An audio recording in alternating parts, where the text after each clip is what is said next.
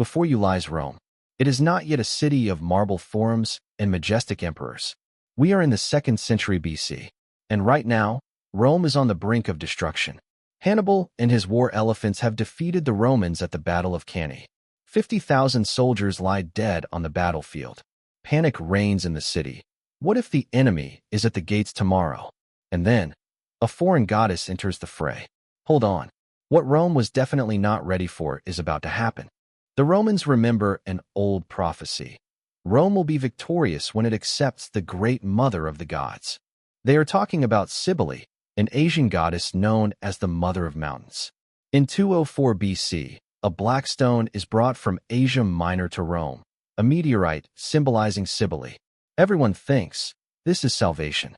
This is our chance. But along with the stone comes something Rome was definitely not ready for. Stop. Forget everything you knew about the Roman order. The priests of Cybele. They were called the Galli. If you imagine strict Roman priests in white togas, forget it. These were men who looked like they had come from another planet. Long hair, painted faces, bright robes. They held tambourines and flutes in their hands and bells on their feet. Their voices were high and shrill. Their movements were wild. Now picture this, the streets of Rome. Senators in white togas, soldiers in formation, citizens with benches in the forum. And suddenly, a procession. Men who look like women dance, shout, and beat tambourines so loudly that the earth trembles. The Romans are in shock. This is not their order. This is chaos. And this is only the first blow. The Senate says, since the prophecy commands it, the goddess must remain. And then Rome realizes. They themselves have led into the city a force that can no longer be controlled. But wait, it gets worse. For the Romans, religion has always been a contract. We give sacrifices to the gods. They give us victory. A cold calculation. No shouting, no trance. The cult of Cybele brought something completely different. Here, the body became an instrument. Here, screams, frenzy, and something that seemed to the Romans more terrifying than a sword reigned supreme. Imagine, you are standing in the forum, discussing grain prices, and suddenly you hear, boom, boom, boom. It's not a military drum. It's the drums of the priests. They come out from around the corner. Their hair is loose, their arms are raised. Their faces look like someone else has taken over. Children hide behind their mothers. Old people spit. This is madness. And a senator in the crowd says, this is now our goddess. And at that moment, Rome realizes the door is open. A cult has entered the city that destroys everything the Romans considered their order. After that, the city will never be the same again. And this story is just beginning. Do you think the cult of Cybele was just about the sound of drums and wild dancing? Hold on. Because the worst began when a man decided to become her priest. This was a moment when even the Romans averted their eyes. It wasn't just an oath to the goddess. It was a ritual that cut off the past forever. No turning back. No, I changed my mind. To understand why they did this, you need to know one story. Cybele had a lover named Attis. According to myth, he went mad and castrated himself. His blood fell to the ground, and flowers grew there. For the priests, this was a sign. The body must be given to the mother, and they followed his path. Ancient authors wrote that the initiation could take place publicly, right during the holidays. Before the eyes of the crowd, there was the deafening sound of drums and the sharp notes of flutes. And amid this chaos, a man in a trance raised a blade and performed a ritual that severed him forever from his past. Thus, he became a priest of Cybele, cut off from his family, his clan, and everything that made him Roman. To the Romans, it looked like madness. To the adepts, it was a sacred marriage with a goddess. Ancient sources emphasize that after this ritual, a person no longer belonged to himself, society, or his family. It was believed that from now on, he belonged only to the goddess. Wait, it gets worse. Some ancient authors wrote that during the rituals, things so shocking were thrown into the crowd that people screamed in horror and sacred awe at the same time. Imagine, you are standing in the middle of a festive procession, and suddenly something flies through the air that should not be there. The atmosphere changes instantly from solemn to terrifying. A second ago, people were clapping their hands, and now they are covering their faces with their hands so as not to see what is flying into the crowd. In Rome, a man had to leave an heir, and these priests voluntarily deprived themselves of even this opportunity. For the Romans, this was worse than any enemy with a sword. Because a sword takes life, but Cybele forced a person to renounce himself. The Romans were shocked. This is not a sacrifice, it's madness, they said. But for the followers, it was sacred. The body is the most precious gift, and it was precisely this that had to be given up. The priests were different from all other men. Their voices were high, like children's. Their faces were heavily painted. They wore women's robes decorated with bright fabrics, bells, tambourines, amulets. In Rome, where men had to wear togas and leave heirs, it looked like a challenge. They cut themselves off from the future. No children, no name to pass on. And imagine, some of them wore amulets with bones around their necks. Yes, parts of the body became sacred symbols. For the Romans, this was an absolute shock. In a society that revered the masks of ancestors and family tombs, wearing a bone around your neck meant turning the very concept of the sacred and the unclean upside down. For society, it was a threat to the very foundation of the Roman order. No wonder the Senate passed a law forbidding Roman citizens from becoming priests of Cybele. Let the foreigners do it, but not our people, they said. Now the picture before you is this. The rhythm of the drums beats in your chest like a second heart. Women scream and tear at their hair. In the middle stands a man in a frenzy. He spins around, raises a blade, and falls to the ground, drenched in red. Someone raises his hands, and crimson liquid pours onto the altar stone. People cry out, some in admiration, some in horror. Did you think that was the end? No. It was only the beginning of the theater of pain. In modern terms, it was a live horror show, only without age restrictions. The cult of Cybele demanded the ultimate sacrifice. One's own body, one's own future. And this was not a private decision, but a public spectacle. A theater of pain and suffering that everyone could see. For the Romans, this was a direct challenge to the very concept of Romanity. And they knew that this was only the beginning. Every religion has its own high holiday. For Christians, it's Easter. For Jews, it's Passover. For Muslims, it's Ramadan. But for the cult of Cybele, it was a holiday whose very name made the Romans shudder. Sanguinaria, Day of Blood. Yes, it sounds scary.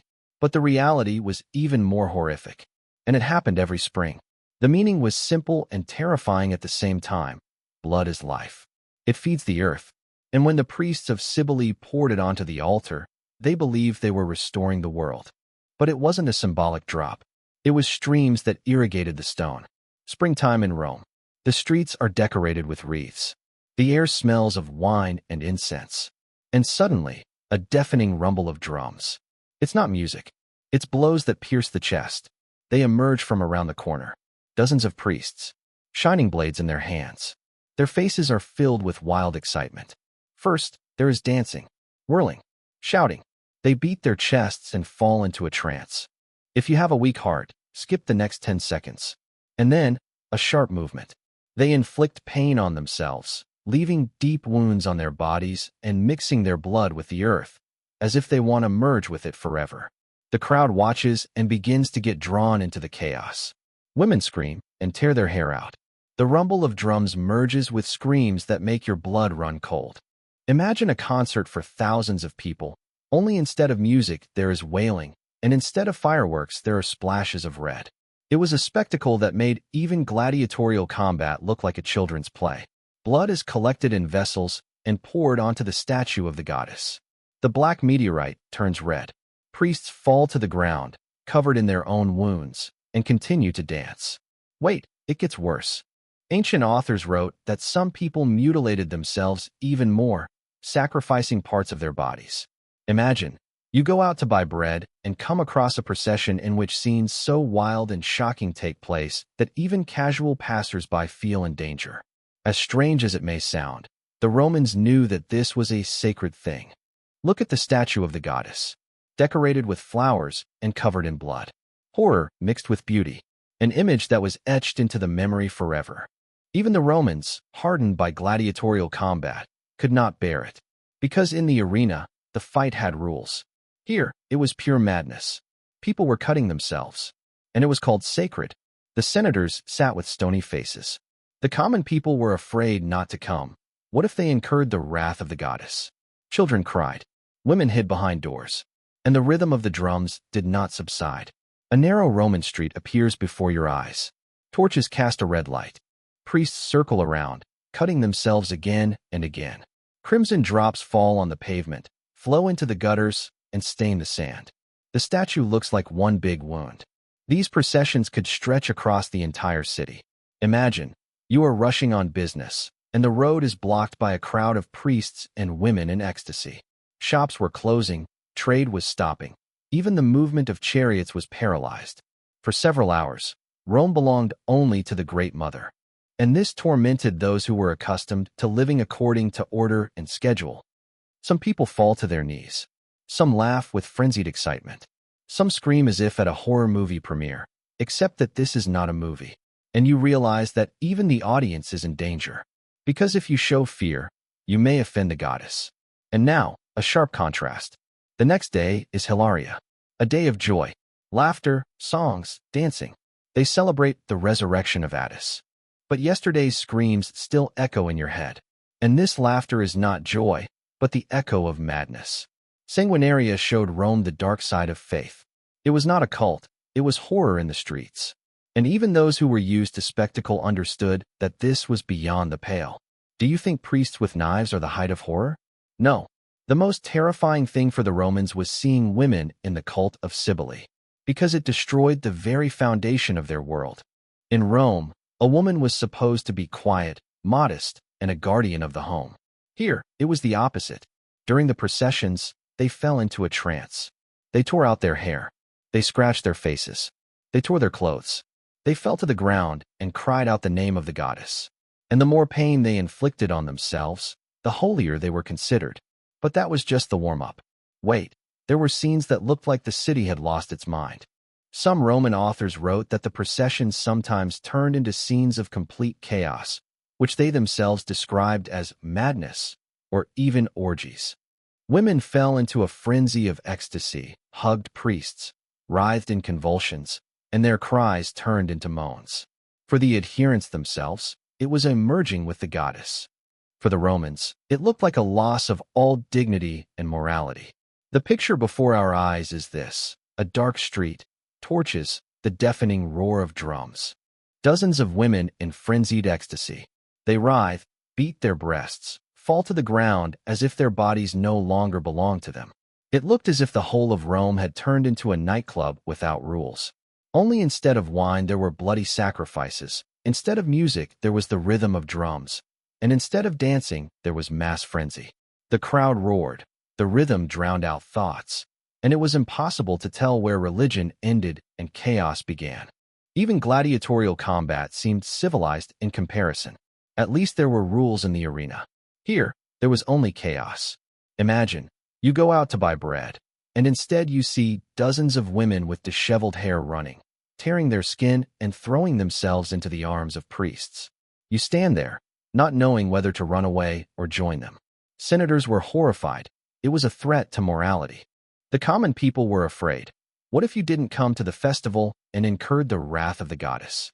Sources wrote that after such nights, people couldn't sleep for weeks. The rhythm still pounded in their heads, and the women's screams rang in their ears. Imagine a late night. You leave your house. Somewhere from the forum, you hear a rumbling that makes your heart race.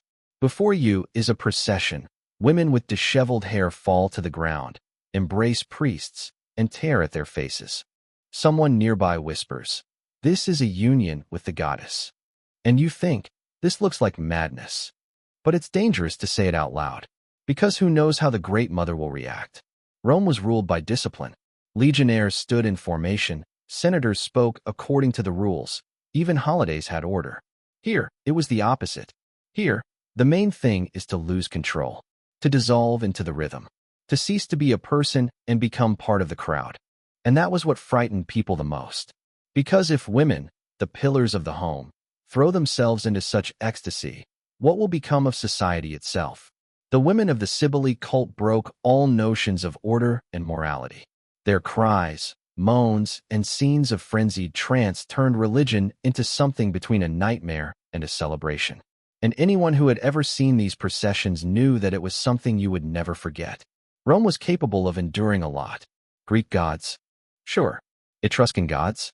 Why not? Even Eastern gods, let them live. Over time, they all became Roman. But the cult of Cybele was different. It was accepted not out of love, but out of fear. And it was this fear that made it more dangerous than any army.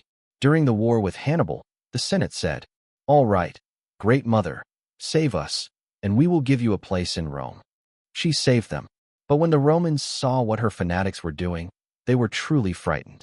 The picture is this. A senator in a white toga sits in the forum, issuing orders to the provinces. Suddenly, he sees men near the temples inflicting terrible wounds on themselves in a wild ritual, while women fall into a trance-like frenzy right in the middle of the capital. In Rome, everything was based on the word disciplina. The army followed the rules. Families followed the rules. Even religion followed the rules. And here, complete chaos. Cries mingled with the sound of drums, blood flowed underfoot, and control was completely lost. And for the first time, the senators understood. They had summoned the goddess, and now there was no stopping her. So they agreed on a compromise. Only foreigners can be priests. Roman citizens are forbidden. They said, "Let the foreigners do it. Our people should not humiliate themselves like that." But they left the goddess alone. They were afraid that driving her away would bring down her wrath. A temple to Cybele was built on the Palatine Hill. Formally, it was the state religion. But every time the day of blood approached, the city was on edge. Guards were posted in the streets. Senators tried to prevent the Romans from repeating the bloody sacrifices. But it was useless. When the drums beat, even the guards felt their hearts pounding to the frenzied rhythm. But there was a paradox. The Romans hated these wild rituals, and at the same time began to borrow elements from them. Exotic instruments appeared in theaters, Phrygian flutes, the same drums that made the streets tremble. Even Roman poets used images of Cybele in their verses. The cult, which they officially tried to suppress, quietly crept into art. Over time, the emperors realized that the fear of the Great Mother could be exploited. People believed that if you offended Cybele, you would be struck by illness, death, or crop failure. And the authorities turned religious horror into a political weapon. Even the most rational Romans never mocked a cult that smelled of blood. Imagine this scene. You are standing in the forum. A procession of priests is passing by. The rhythm of drums echoes in your chest. Women are wailing in despair. A red river flows down the altar. Senators sat in their places of honor with stony faces. But inside, they were thinking, this is against all the rules. It's a threat to order. But we can't do anything, because we let this goddess in ourselves. Rome tried to subdue Cybele, but it could not drive her away. She became a shadow over the capital. And every day, this shadow reminded everyone that true power did not belong to the Senate, but to fear. No cult in Rome lived forever. Some gods rose, others disappeared. But the story of Cybele is special. Her priests gave up the most precious thing they had, their own bodies. And yet the goddess disappeared into history. And here begins the most terrifying irony. We are transported to the 4th century. Rome is still huge, but exhausted. A new force is rising above it, Christianity. For the new faith, the cult of Cybele became a symbol of savagery. Her holidays were called mad rituals. Her priests were called deformed people. Christian emperors gradually banned the old rituals. Temples fell into disrepair. But the fanatics did not give up. Even when the majority sang, "Christ is risen," the rhythm of drums still echoed in the dark alleys. The picture is as follows. Official Rome sings psalms, while somewhere in the basement, a monotonous thumping can still be heard. Ancient texts contain terrifying accounts. Even in the 4th century, there were scenes of self-mutilation. People still raised blades against their own bodies, believing that this was how they served the goddess. Only now it was no longer a spectacle for the crowd, but secret sects and basements. And that's what made them even more terrifying. Because if someone is willing to inflict such torment on themselves, even under threat of arrest, imagine how deeply this belief was rooted. But here is the irony that turns into tragedy. Thousands of men cut themselves off from their future, their children, their families, their names. They believed that this was an eternal union with the goddess. And the cult disappeared. The temple was overgrown with weeds. The stone cracked. The steps were empty. A piece of a tambourine lay in the corner. And that was all. And a new faith grew up nearby. Christian churches. The singing of psalms. No cries. No knives. Only prayer. For many, it was like waking up from a terrible dream. But there were also those who could not let go. It is night on the outskirts of Rome. Several people are in a dark house. They quietly beat out a rhythm so that their neighbors will not hear them. One man raises a sword, repeating the ritual of Attis. The women nearby fall into a frenzy and wail. But this is no longer a celebration. It is only a ghost. The next day, they are arrested. And that's it. The Christian world has left no place for the Great Mother. Thus ended the cult that once made Rome tremble. Its priests mutilated themselves. Its women lost themselves in frenzy. Its festivals turned the city into an arena of horror. And all of this disappeared. Only legends remain. About the sound of drums. About the cries. About the spring processions that covered Rome in crimson. We have gone through the entire history of the cult of Cybele. From 204 BC, when the Romans brought the black stone from Asia Minor, to the 4th century, when the last fanatics were driven into the basements. We saw priests who gave up what was most precious to them. We saw the day of blood, when Rome was drowned in screams and blades. We saw women losing themselves in frenzied ecstasy. We saw senators trying to tame the goddess, and realizing that it was impossible. And then we saw the end, when only shadows and silence remained. The story of Cybele is a reminder. Faith can give a sense of strength. It can turn the body into an instrument of pain. It can unite thousands. It can leave only ruins and echoes of lamentations. When we imagine antiquity, we see marble, forums, senators in white togas. But the real Rome had a dark side. A goddess who demanded not guilt or animals. She demanded blood. So next time you think of antiquity, remember not only the columns in gold. Remember the sound of drums. Remember the wailing. Remember the priests who made themselves living sacrifices. And here is the last picture. Night in Rome, 4th century. The whole city is celebrating Easter. And somewhere below, in the basement, a rhythm echoes hollowly. You look inside. A man raises a sword, repeating an ancient ritual. The women nearby fall into a frenzy, and you can hear their cries. The next day, the house is empty. They have been taken away. Christian Rome has triumphed. But at night, as you walk past the ruins of the old temple, you may think that somewhere in the darkness, the echoes of drums are still trembling. For fear does not die with the gods. For the Great Mother did not abandon her children even when Rome itself renounced her. Rome left us roads, laws, and magnificent ruins. But in these ruins, you can still hear what frightened people most. Not hymns or speeches by senators, but the deafening rhythm of drums and the cries of those who gave themselves to the Great Mother. Because antiquity is not just marble and gold. It is also the dark side of faith, where people themselves became victims,